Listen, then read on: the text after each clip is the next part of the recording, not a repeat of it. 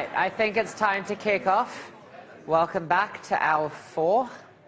The very first part of this worksheet is a little bit more plotting stuff. We're going to burn through that pretty fast because what I want to get to is the optimization and how you can use this to supplement what we learned last week. From now on, we will mostly be looking at how to use Mathematica to really tease out the ideas that we've talked about. But before we do, there's just a little bit more plotting stuff, which is parametric surfaces, which are going to be very important when it comes to integrating vector fields. We're going to do a lot of surface integrals, and those can be a little bit tricky to visualize. So if you imagine this is the parametric plot of a circle centered on 2. As you can see, it is a circle centered on 2. We've plotted these. I'm not going to go through sort of where that comes from. But say we wanted to do a two-dimensional parametrization where we take our circle, centered at 2, and we revolve it around the axis. So what we're going to do is add a second variable s, which essentially gives us the angle. And we're going to take that angle all the way around. And you can go through the parametrization yourself, but you can see what you get is a torus. So the original circle we got was when s was equal to 0. And then s just goes from 0 to 2 pi, and you get your picture. This is really helpful for plotting surfaces that you can't visualize just using a function, which is something that you will see more of in life as you keep doing mathematics. Functions are nice, but you don't always get them. But there is something pretty neat which you can see, which is you can use this parametrization, and for each value of s, rather than associating it with a bunch of values of t, you can associate it with a single value of t, which is quite clever. This is worth playing with. And what you get is, this takes a little while. The picture has to be quite gnarly. So for every value of t, it picks out one particular value of s, and it traces out this curve. Now, this curve is quite interesting. Does anyone sort of know an interesting thing about this curve or want to guess one? Who didn't read the next paragraph in the worksheet? Hit me. It's tracing a path around the torus. It is? Kind of unwrapping the torus, and then it's just a line straight through it over and over again. It is. It is a line straight through it all over again. What would happen if I took both edges and pulled? Hands up if you think I'd pull it out into like a circle. Hands up if you think I'd get stuck. Yeah, this is actually a knot. As you take higher levels of geometry, you'll start to learn about knot theory, which is actually what we think of as a global property of a curve. You can't unwrap this into a circle. It'll get all tied up. And global properties are very hard to calculate because they require knowing things that are going on all over space. So it's a complicated idea. We can see this wrapped around the torus, which is quite nice. I'm just going to change that because I don't like the way it looks. Now, if I change these, I can change how many times this is wrapping horizontally and vertically around the torus. It would be nice if it worked. Oh, yeah, there we go. And you can actually see an iteration of our curve event. This is very slow for what it's worth, so I don't know, do this at home. But it's neat and it's fun and you should see it. Plus, now you know what a knot is, so there you go. Give it one more chance. So, that looked terrible. You'll notice what I did is I changed the opacity of the torus, by the way. That is an option that is quite useful for visualization. It is very hard to understand what's going on when you have two things plotted in the same space. But sometimes by making one of them a bit clear, you can start to see what's happening. Okay. We learned about our 3D coordinate systems, and of course we can plot in polar and spherical coordinates. Again, I kind of want to blitz through this pretty fast. So this is a polar plot. It says, okay, so I want to plot theta from 0 to 2 pi, and it knows to interpret these as angles.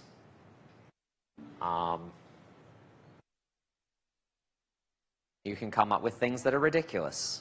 Polar plots, obviously these curves are extremely self-intersecting, which means you need to be a bit careful about doing calculus on them.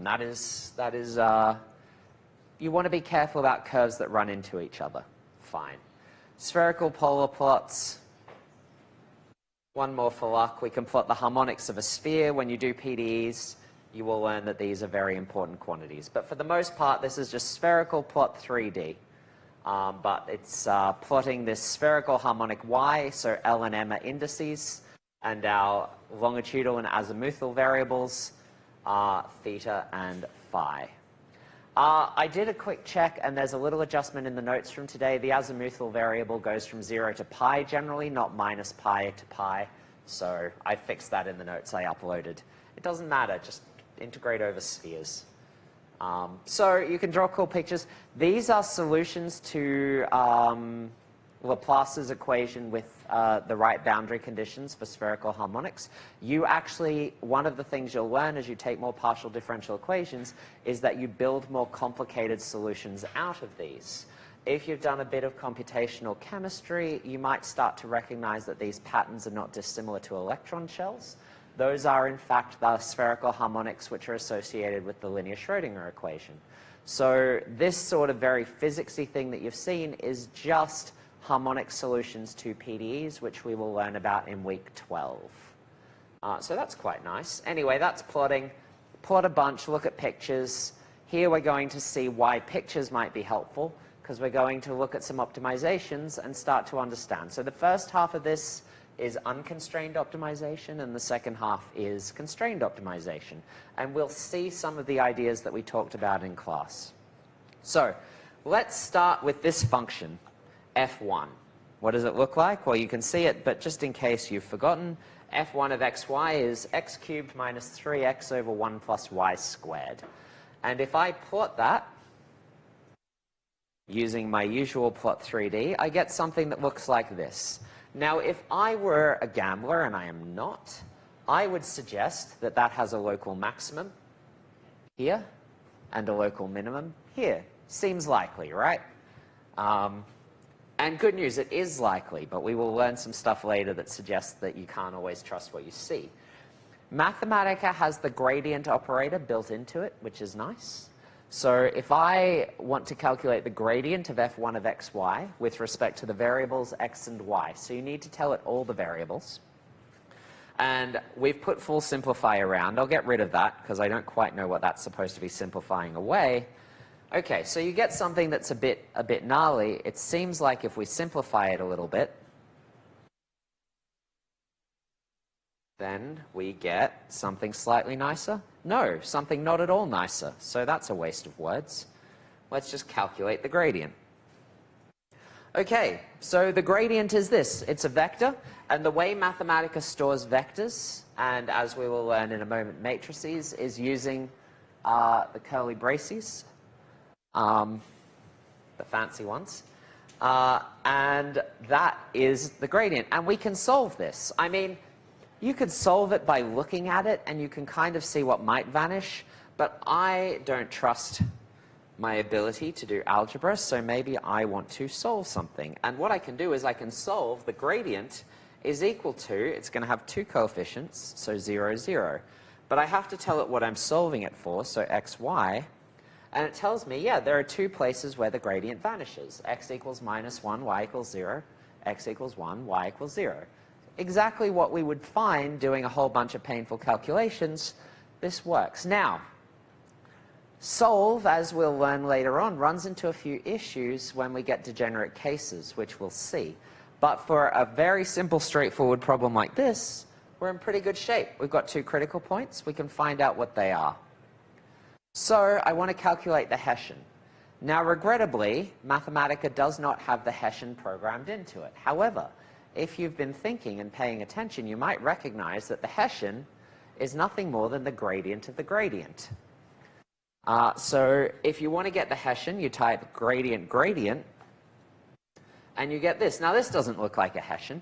And the reason it doesn't look like a Hessian is because this is how Mathematica thinks of a matrix. And the giveaway is the double braces. And that's why we have this thing called matrix form, which will write it as a matrix. This is mostly useful for visualization. You generally want to operate with matrices in this form. And we get this. And Mathematica has a whole bunch of useful matrix operations that we will make use of. We could calculate the determinant of H1. Sorry, det is the command. Determinant of H1. it's that. We'll come back to that. We can calculate the eigenvalues of H1. That might be useful. Oh, that seems unpleasant. That's fine. These are things we can do. We will actually, you'll see. Okay, so this matrix is symmetric, which is nice. We expect the Hessian to be symmetric. If it's not, then math has failed us. What is it at the critical points? So what I'm actually going to do is use the substitution command to actually replace x with 1 and y is 0, and x with 1 and y is minus 1 and 0. So in the first case, if I evaluate the Hessian at 1, 0, I get 6, 0, 0, 4. And if I replace the second critical point in the Hessian, I get minus 6, minus 4. What are the eigenvalues? Good. Question? So does the replacement operator create a copy of It doesn't change H1, that's right. It just replaces it and evaluates. So you're probably right, but let's pretend that I don't know anything. I imagine that's not a huge stretch. We can find out the eigenvalues of that first matrix, and they are 6 and 4. How very convenient. And if we want to get the eigenvectors, the smart move is to use the command eigenspace. Nope, we'll use that later on. Eigenvalues. Okay. So, two diagonal matrices, don't need to compute their eigenvalues, but we did anyway. To perform from the second derivative test, since the eigenvalues of this are positive, what does that mean it is? Yell it out, everybody at once. That was unenthusiastic. Yell it out, everybody at once. Thank you. And if I check out the second critical point, maximum. That's exactly right. So that's nice.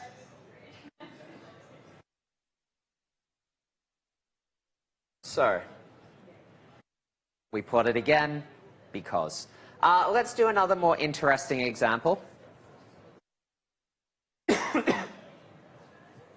Okay. F2. So F2 looks like this. And F2, okay, decaying exponentially as we move away. It's going to be radially symmetric, we can kind of see. But, like, maybe something interesting is going to happen. Something interesting is going to happen. So, clearly, this has got a bit of a caldera volcano thing going, where there's going to be a local minimum inside. But something is going to happen here. Now, if I'm eyeballing that, actually, someone brave, tell me what you think is going to happen on that little ring there. I've answered a question. I will come back to you, but I want to see if anyone else will answer. Nope. What's... I think there's a set of solutions for maximums, which is the ring of magnitude equals 1. Okay, that's good. So our guess here is that everywhere on that ring of radius 1 is going to be a local maximum.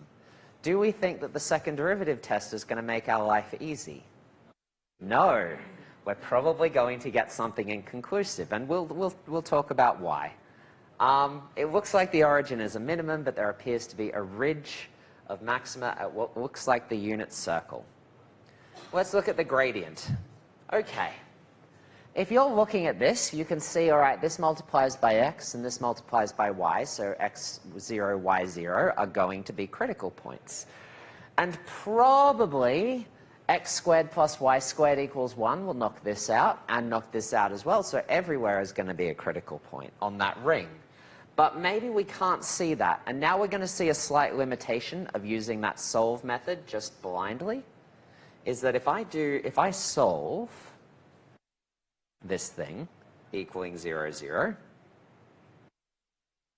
for x and y, then it flashes up a bunch of angry words because it's used to looking for individual isolated points. And what it's finding is instead a one-dimensional curve which satisfies.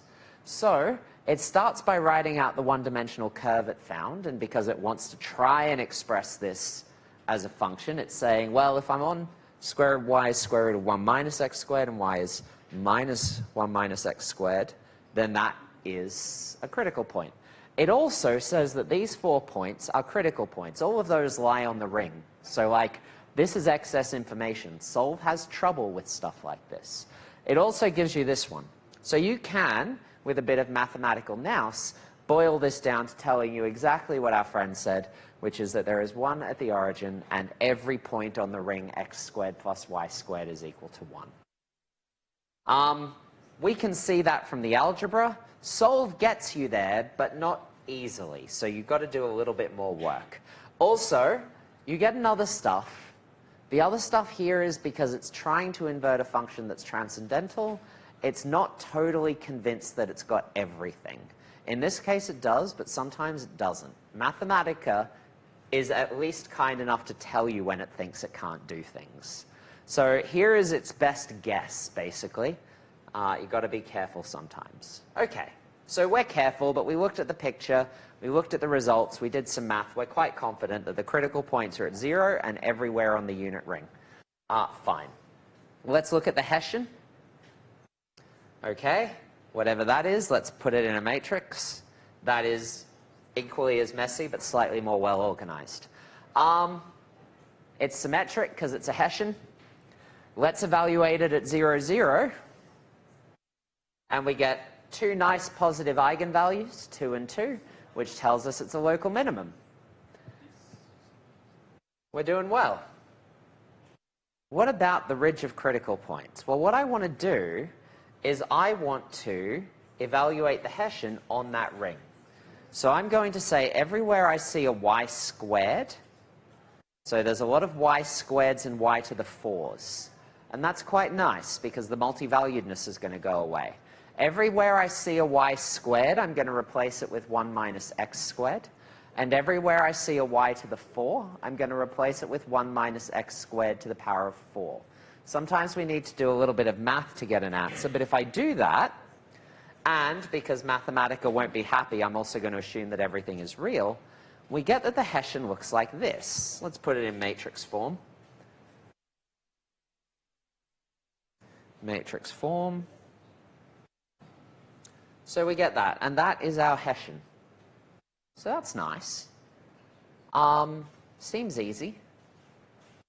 We could do some smart stuff. We could get rid of the y entirely, but then we have plus minuses, and we don't want that because this is actually quite a nice thing. However, we are going to make one change. You can see here that there's this x squared minus 1 that it didn't catch. It seems like this would be a little bit easier if we made that into y squared. So let's write our Hessian this way. And let's put it in matrix form. / instruction says put everything before this inside that instruction. So it's just a shorthand you do at the end if you want. I could easily also have just written matrix form of everything. That is a fact I learned within the last 12 months. So we get this. This is our Hessian. And we could, you know, evaluate the matrix at particular values of x and y and see what's going on. But actually, if I just calculate the determinant, it doesn't want to be in matrix form for operations, so let's get rid of that. I can calculate the determinant, and it is 0. So the determinant of this thing is going to be 0, which means necessarily it has at least one 0 eigenvalue, which means that our test is inconclusive, which we expected. But now looking at the picture, we can almost start to understand what an inconclusive test is really telling us.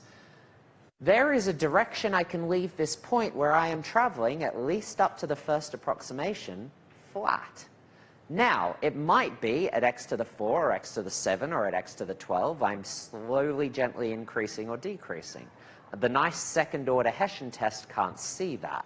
So it's inconclusive because it's only flat up to the second derivative. But the 0 eigenvalue is trying to tell you that up to a linear approximation, there is a direction where you neither increase nor decrease. Yep.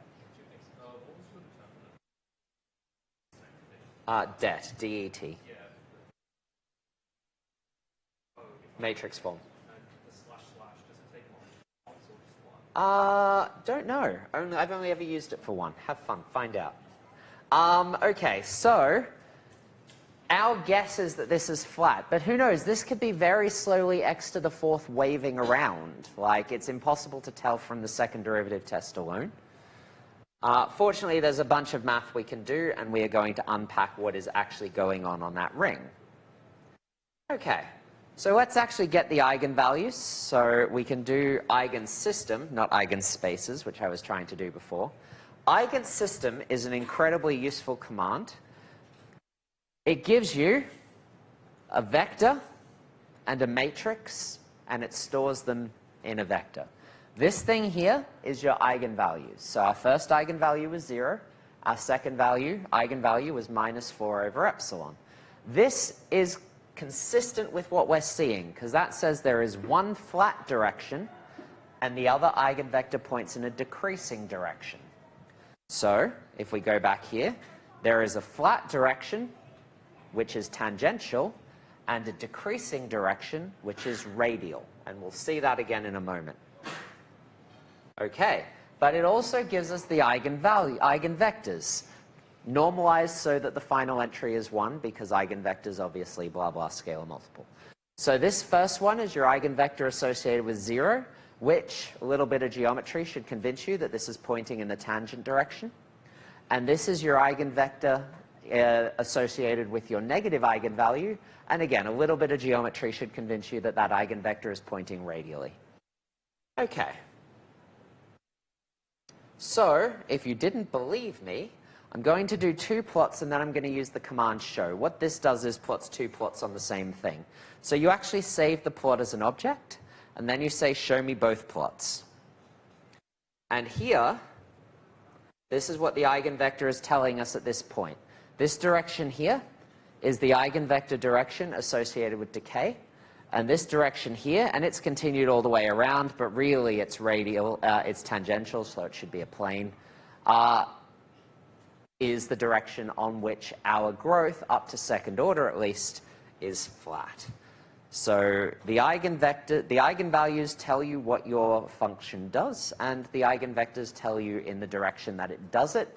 And because of the spectral theorem, which we don't need to worry about here, you know that all of the behavior in between those will be some combination of the others, which is just because eigenvectors form a basis. Fine. Okay, so that's quite neat. There's no math here. This is essentially a plotting exercise, but it is a cute and fun plotting exercise. So that's nice. Okay. We have not yet proven, however, that our function is constant on the ridge. Our second derivative test is inconclusive. What I'm going to do is I'm simply going to say, all right, I'm going to substitute in square root of 1 minus x squared for y and minus square root of 1 minus x squared for y to tell Mathematica that I am living on the ridge. And sure enough, on that curve, the value is 1 over e. So 1 over e, being a constant, tells us that along this blue curve, the value doesn't change, which means every point on that curve is a local maximum. It's good. Okay, new function, and we're going to go through this one a little bit quicker, at least for the setup, because I want to get to constrained optimization. Okay, it's a bit odd. It's just a polynomial. The reason this is nice is that it's not totally clear what's happening at 0 from this picture. You might argue that it looks like it's going down in some places and up in other places, and there's not enough complexity for this not to be a saddle. And that's a reasonable argument, except let's keep going down. What is happening at the origin? And we only care about the origin. It's the only place that we care about. Look at the gradient. If x and y are both 0, then that is 0. And it's pretty easy to show that that is the only one as well. So solve that. It will actually understand 0 as a vector, but it's bad practice. 0 and 0, fine. So the origin is a critical point. And here is where he does, where we do that, but fine. What is the Hessian? Okay, so the Hessian, evaluated at 0, 0, has eigenvalue 0 and eigenvalue 2. So the second derivative test has failed, which we sort of saw coming. Okay, so The fact that we have one positive eigenvalue means this can't be a minimum. Like, there is a direction, sorry, it can't be a maximum, because there is a direction where it grows. The question is, does it grow in the other direction? Does it stay flat? Or does it decrease? And all of those are on the table. So we need to be a bit smart. So what I'm going to do is I'm going to say, well, I'm going to look at F3 in polar coordinates, where x is r cos theta and y is r sine theta. So in polar coordinates, I get this thing. Okay, so what have I done here? Well, I'm going to plot this in terms of the variable r. So here I'm calling F3r, and I'm going to work out the derivatives at 0. Because you might say, well, all right, first derivative, who knows, who cares, it's a thing. It's 0. The second derivative is the interesting one. Because the second derivative is 2 sine theta squared. So you're like, we're in business. Second derivative is positive no matter which direction I go in. So therefore, clearly this must be a local maximum. But this question is nasty, because we'll find that that argument is not correct. It is 0 for some values, but what we're going to find is that those values have a significant meaning. But either way, it's certainly never negative. Okay, so if we take a closer look at the origin, right, so here's the origin, and this is the 0 contour. So the dark blue regions are negative, and everything that's magenta or red is positive. So there is this negative encroaching region. It's a bit hard to tell. So here we're going to put on more points and more contours. Okay, maybe it's getting a bit closer, this 0 line. Let's put on 150 points. Give it a second, yeah. So you can see, look, it seems like these are reaching together. This is not a proof. This is a suggestion that there is something we should look at. It looks like this blue region is starting to hit. Why couldn't we pick it up? Well, what's going to happen is that blue region is going to have width 0 in the limit, but it is going to touch. And a region of width 0 is fine if we can sneak a path out in that direction, which is exactly what we're going to do. We're going to find out what this curve is and what this curve is, and consider what's happening on a curve that goes between the two. Okay, so if I want to find the contours where f3 is 0, it tells me y equals x squared and y equals 3x squared. And that's exactly what we've got here. This curve is y equals x squared, and this curve is y equals 3x squared.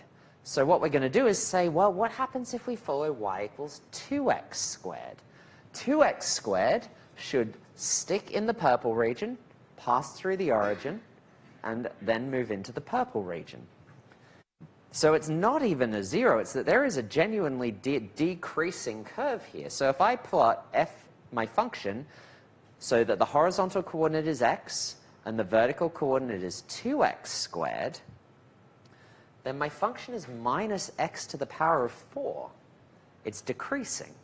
The second derivative test won't pick it up because it's x to the 4, so you won't even see it until the fourth term of the Taylor expansion, but it is decreasing. So if I sneak through on y equals 2x here, squared here, then I am going to, any step away from the origin, however small that step is, I will have decreased, and therefore there are points within a disk whose radius is any positive number where the value has gone down. So this is in fact a saddle. This is a very difficult, inconclusive one to pick apart, as you can see. So that's unconstrained optimization. It is much easier when you can look at stuff. Obviously, that's only really helpful in R2, but we like you to get used to looking at stuff so you can develop a feel for what things mean. It's one thing to say, eigenvalue 0, therefore, test failed. It's another thing to have an understanding that that means that there is a direction along which the surface is flat, and therefore maybe we just want to poke and prod that direction a bit to understand what's happening. Maybe we have 2 0 eigenvalues in an n-dimensional thing. That means there is a plane along which our surface is, along which our function is flat. But once you start to see these things, you get to develop an intuition for them. Okay. Constrained extrema. Constrained extrema is, I think, new to a lot of you, and we're going to do the Lagrange multiplier method here. So we're going to use this F4.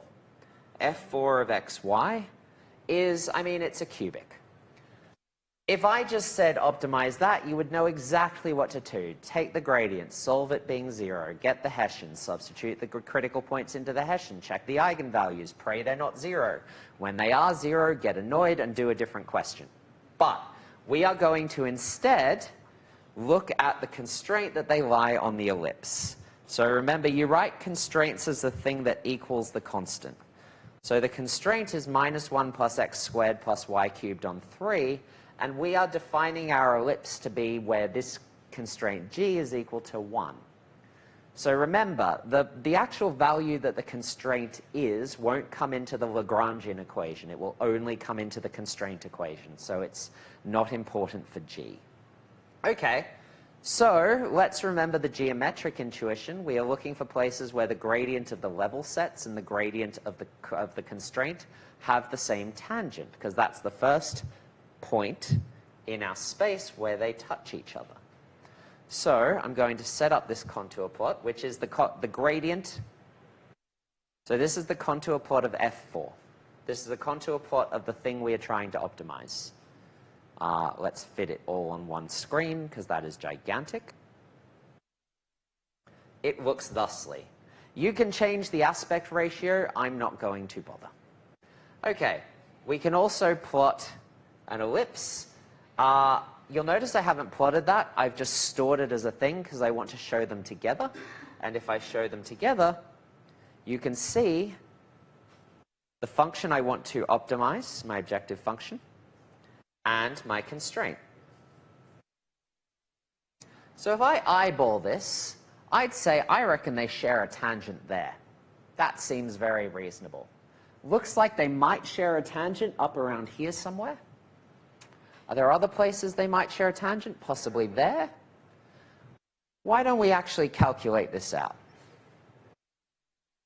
So we're looking for points where the tangent of the level set is equal to the tangent of the constraint.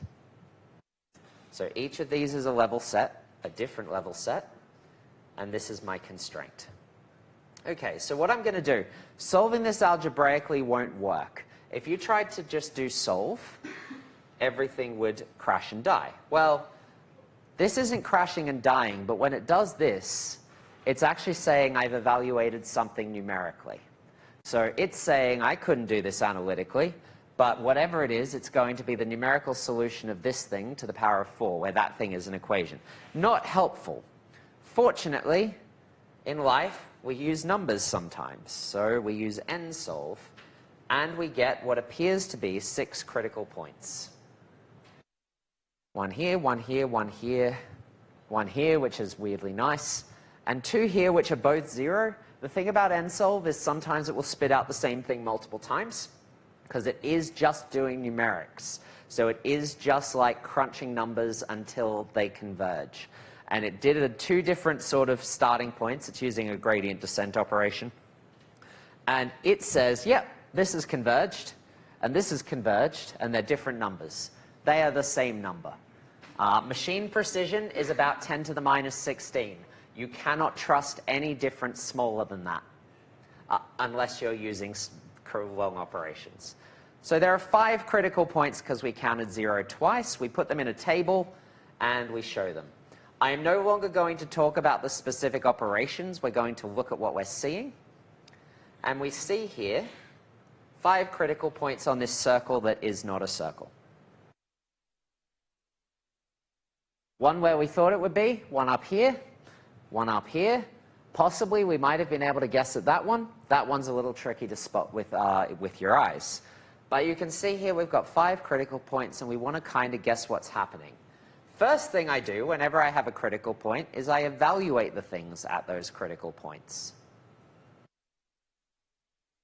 So here, I evaluate them, and I see, okay, at the point 0.63 minus 1.61, my value is minus 1.88. 0.93, 1.72, I'm looking at about 2.75. 1.93 minus 0.61, I'm looking at about 9.4. 1.5, 1.5, I'm looking at 2.5, and at the origin, it looks like the answer is 0, or very 0, if you will.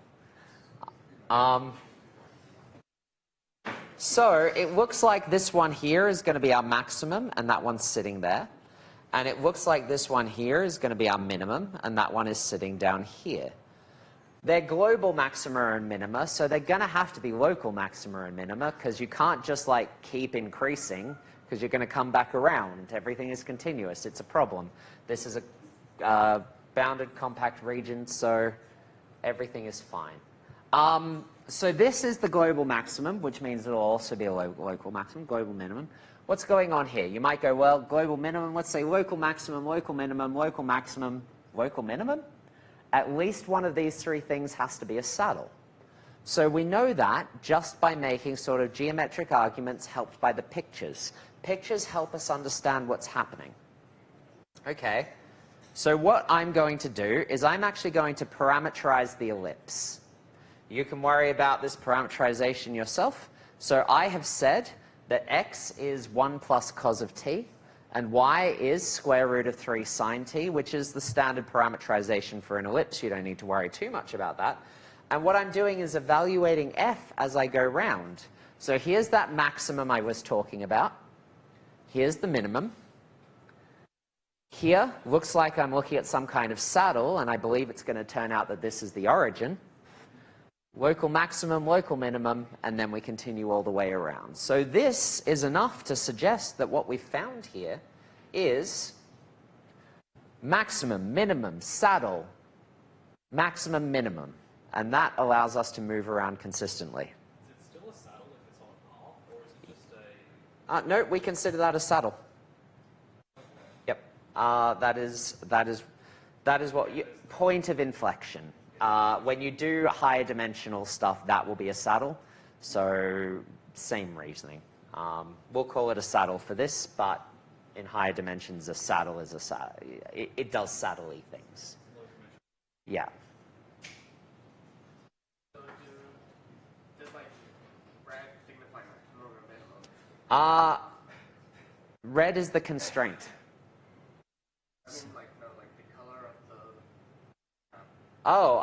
the Blue is more negative, yellow is more positive. So blue, red, red, red, red, yellow, yellow, yellow, white. Low, high, high, high, high, high, high, high, very high. You can put on a legend, but I am not going to embarrass myself by trying to remember the command for that. Okay, so we can plot that, and that's nice, and it does suggest what's going on, but we want to understand this 0 point a little bit more.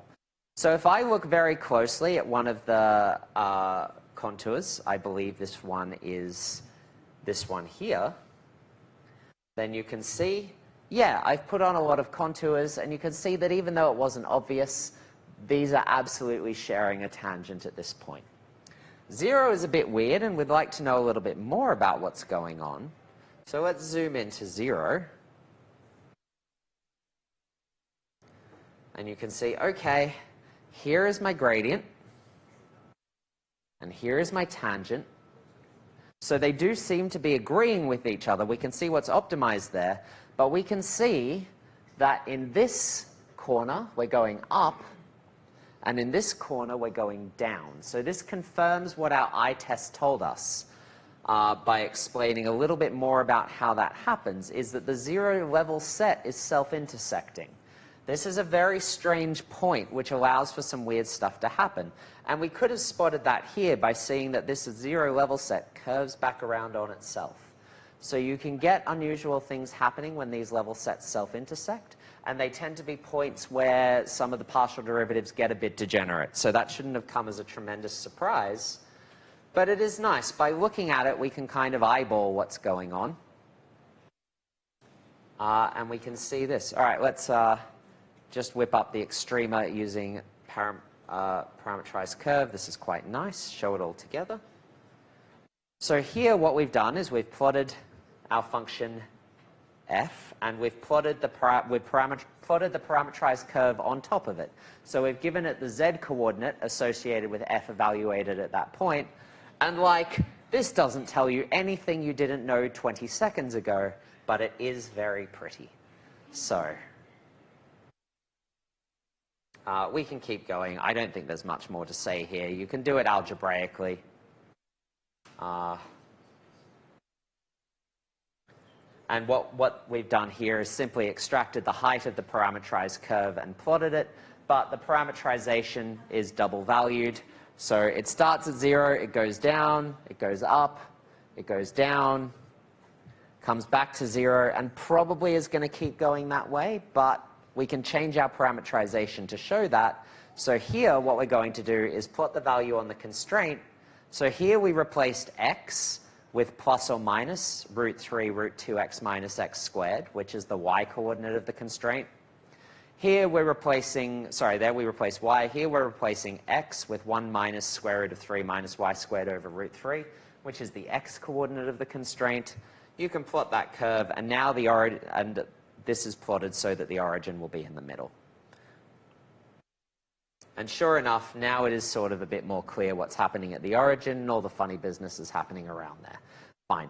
This is not that important, but it is nice, and it gives you another option for exploring what's happening along these constraint curves.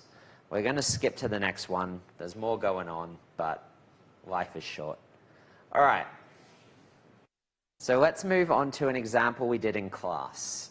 We did an example, you might remember, where we extremized x, y, z, subject to the constraint that it lied on the 3 sphere, x squared plus y squared plus z squared equals 1, the 2 sphere. So we found, and you might remember, do some calculations, that there were 14 different critical points. And here we have solved for them, and we are plotting them on the constraint, which was the unit sphere.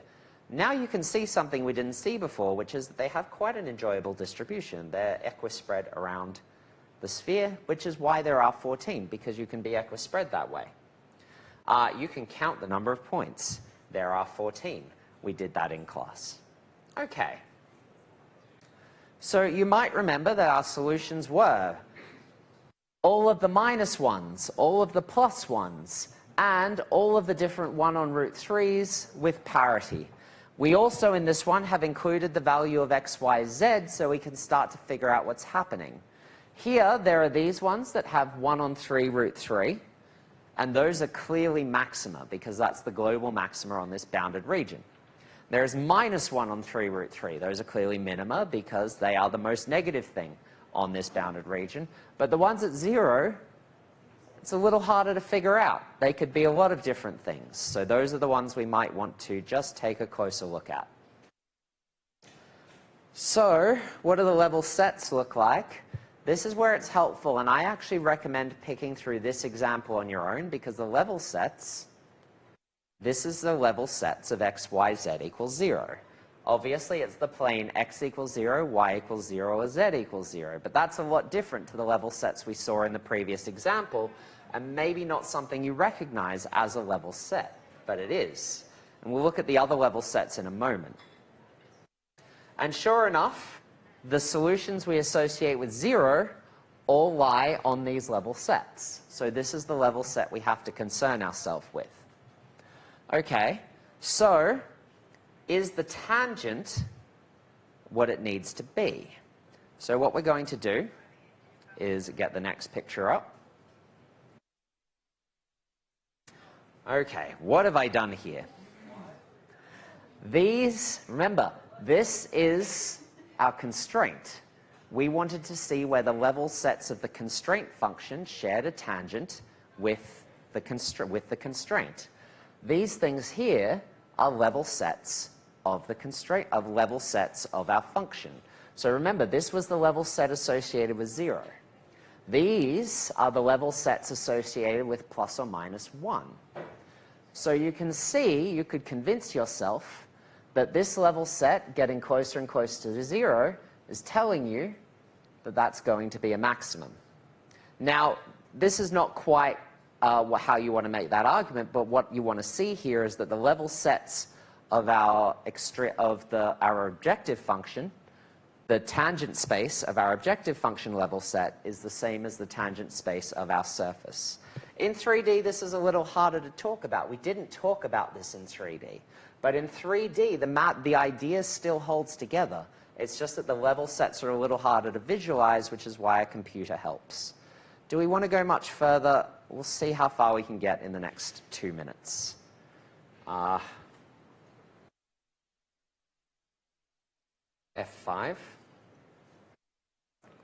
Sorry, the thing I really wanted to get to was this picture. Just to be clear, this is why I was starting to get a bit antsy about time, is because this picture is the 3D equivalent of the 2D picture we saw in class. Yeah, why are just the 1, 0, 0, 0, and 0 circle equivalent points if that entire thing is equivalent? Because level set's self-intersecting. So some weird stuff is going to happen there, so you're going to get one sneaking in there as well. No, I mean, that just tells you that weird stuff that's hard to visualize is going on. Yeah. I'm just trying to work out if we want to keep going. I don't think you'll get much out of the rest of this in the next 2 minutes, but let's power through. So they've changed the variables to u and v. It has a bit of trouble solving it, but it's able to. And then with a little bit of work, you can see, okay, so these ones, the second derivative test fails, which is to be expected. No. All right. Yeah, play with this if you want. The rest is not important. If you can follow what's going on up to here, then you're in pretty good shape. All right. Been a long morning for all of us. Please don't forget to do the Canvas quiz. I don't want to have to send you an email saying, oh, you look like you might be struggling in the course. So do the Canvas quiz. Yes. Yes. It is worth 1%. I make grade calculations very easy. No. Each question is worth 0.2 marks. No. No. Every person in this class should get 1 out of 1, I hope.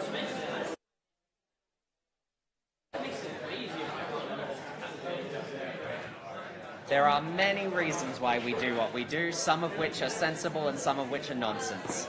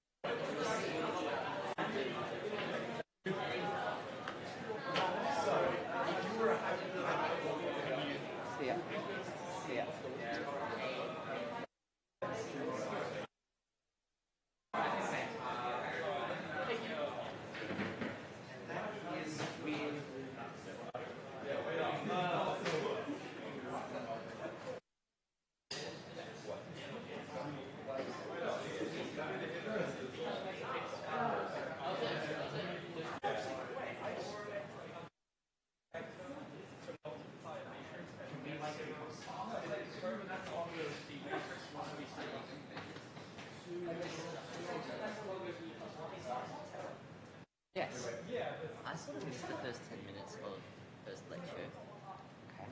and that got me stuck for the rest of the lecture because I couldn't picture geometrically how this go in X and then go in Y when you were integrating. Yes, that would have been a problem. Could you sort of explain going X then Y and then Y then X in terms of... I mean, the lecture notes are online. Lecture notes I can't re-explain the Yeah, first no, part of that's the alright. lecture. Sorry. No. Or But even just like hand wavy, which areas are we taking? check the notes, and if you have questions, ask in the ed forum. That is what it is for. Hey, how's it going? Good. Tired? 3 hours of teaching this morning. That was good. Tim actually wants to. They asked hard questions. Just like, it's cool. 99% of the time.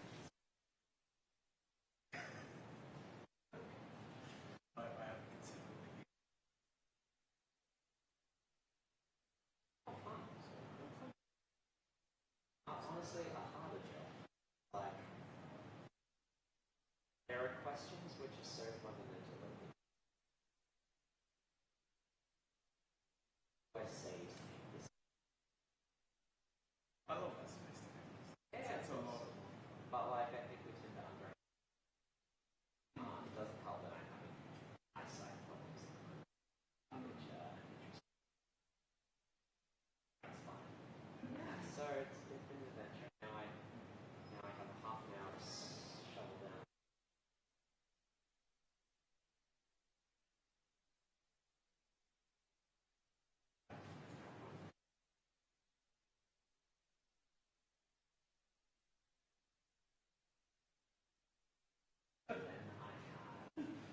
Yeah, I'll get some more. My consultation.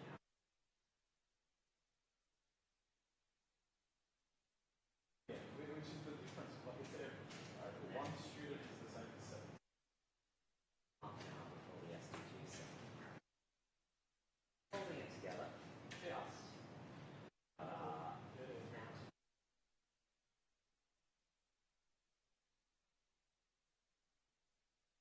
That seems to be a thing.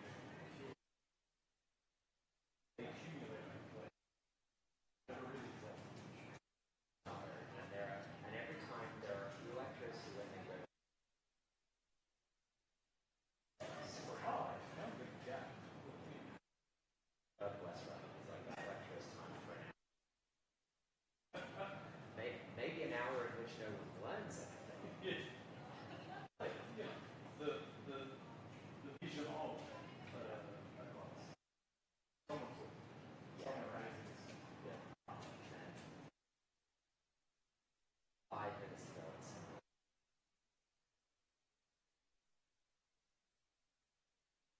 That's what line is set.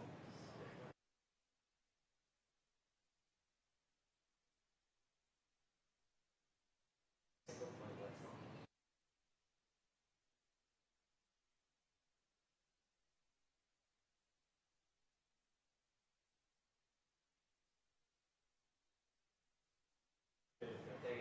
Hey, how is 1062? Yeah. Yeah, good. Good. I mean, I wasn't around for the second or third thing.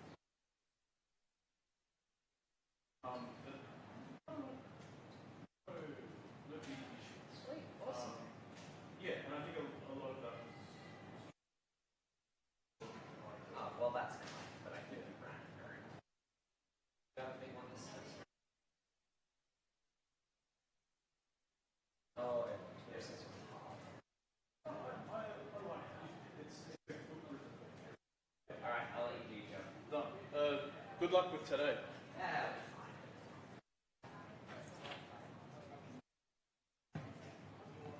Yeah. Hey.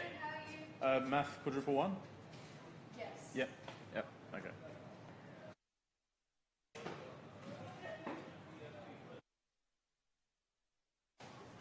Those buttons are around the wrong way. Yeah, that kind of works.